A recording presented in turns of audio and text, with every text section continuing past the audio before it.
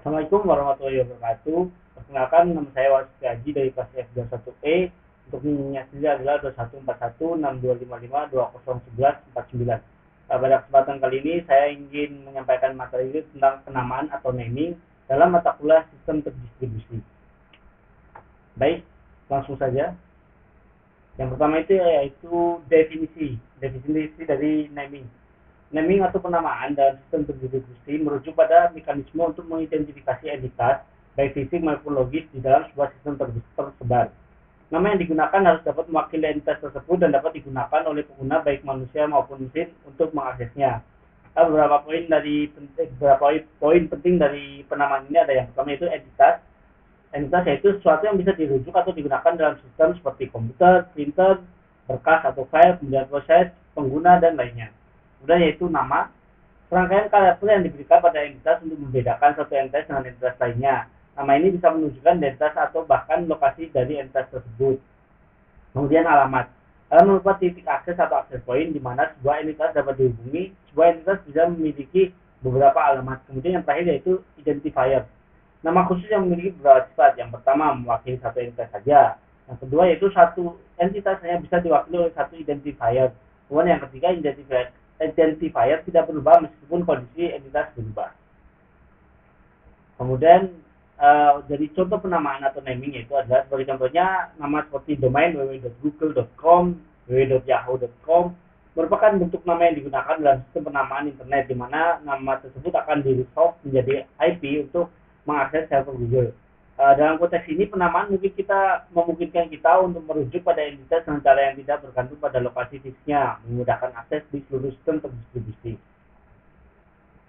Kemudian yang selanjutnya itu tujuan dari penamaan. Dalam sistem terdistribusi adalah untuk mempermudah identifikasi akses dan mengelola entitas dalam jaringan yang tersebar secara luas. Kemudian identifikasi entitas. Setiap entitas dalam sistem terdistribusi seperti komputer, file, atau perangkat lain harus memiliki nama yang unik. Nama ini berfungsi untuk membedakan satu entitas dengan entitas lainnya. Kemudian transparansi lokasi. Penamaan memungkinkan pengguna mengakses entitas tanpa mengetahui lokasi fisiknya. Pengguna cukup menggunakan nama dan sistem penamaan akan menyelesaikan pencarian dan koneksi ke entitas tersebut. Kemudian yang terakhir yaitu skalabilitas. Skalabilitas mengacu pada kemampuan sistem untuk menangani pertambahan jumlah entitas dalam jaringan tanpa mengubahkan kinerjanya. Yang selanjutnya yaitu ada jenis-jenis penamaan. Yang pertama ada flat naming atau penamaan datar. Flat naming adalah metode penamaan yang tidak memiliki struktur atau hierarki tertentu. Nama dalam sistem ini hanya terdiri dari serangkaian karakter atau bit yang unik untuk mengidentifikasi entitas. Contoh penerapan flat naming adalah pada MAC address, di mana setiap perangkat jaringan memiliki alamat unik, tetapi tidak ada struktur yang menunjukkan lokasinya. Kemudian struktur naming atau penamaan terstruktur. Pada struktur naming, nama entitas diatur dalam hierarki. Nama-nama sistem ini memberikan petunjuk tentang lokasi atau hubungan antar entitas. Contoh paling umum adalah domain name system atau DNS, di mana nama domain seperti www.google.com mengikuti struktur yang menunjukkan hubungan hierarkis. Yang ketiga yaitu atribut based naming, penamaan berbasis atribut. Pada atribut based naming, penamaan dilakukan berdasarkan atribut-atribut yang melekat pada entitas. Entitas diidentifikasi bukan hanya melalui nama tunggal, tapi juga berdasarkan nilai dari atribut-atribut yang dimilikinya. Misalnya, file dapat diakses berdasarkan ukuran, tipe, atau tanggal modifikasi. Kemudian kesimpulan dari jenis penamaan ini yaitu setiap jenis penamaan memiliki kelebihan dan kekurangan. Flat naming cenderung sederhana tapi sulit untuk melakukan resolving. Kemudian struktur naming lebih terorganisir dan efisien, sementara atribut based naming memberikan fleksibilitas dalam pencarian berdasarkan karakteristik entitas. Kemudian teknik resolving. Ini ada 4 ya.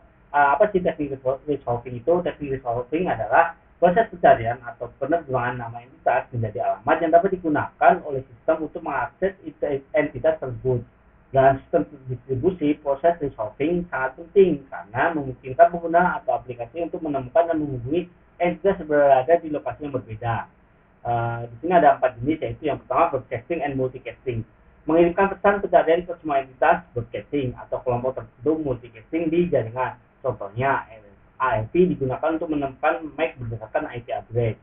Kemudian forwarding pointer. Entitas yang berpindah lokasi meninggalkan petunjuk atau pointer di lokasi lama jika sering berpindah rantai pointer panjang menjadi panjang dan memperlambat pencarian. Kemudian home-based approach. Setiap entitas memiliki alamat rumah, tetapi setiap entitas memiliki alamat rumah tetap. Pesan dikirim ke alamat rumah dan meneruskan ke lokasi baru entitas.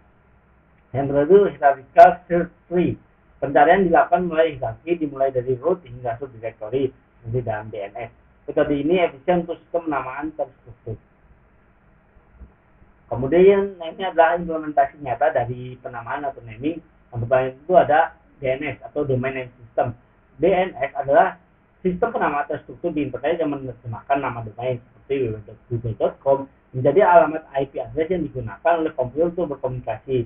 Pencarian dilakukan secara hierarkis mulai dari server DNS root ke server domain tingkat atas atau TLD seperti .com hingga server ke subdomain seperti google.com. Sistem ini dirancang untuk skala global dan efisien menangani miliaran nama domain.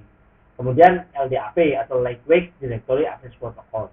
LDAP adalah protokol untuk mengakses layanan directory yang menyimpan informasi entitas berdasarkan atribut seperti nama pengguna atau alamat email, foto penggunaan dan pada akses directory di Windows yang mengelola data pengguna, grup, dan sumber daya jaringan.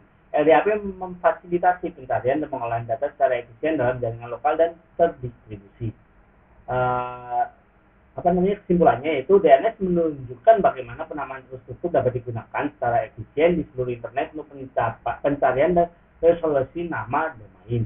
Kemudian sedangkan LDAP menunjukkan bagaimana penamaan berbasis atribut memungkinkan pencarian dan pengelolaan data secara efektif dalam jaringan lokal, terutama untuk manajemen penggunaan daya sumber atau sumber daya. Terima kasih, cukup sekian materi dari saya. Assalamualaikum warahmatullahi wabarakatuh.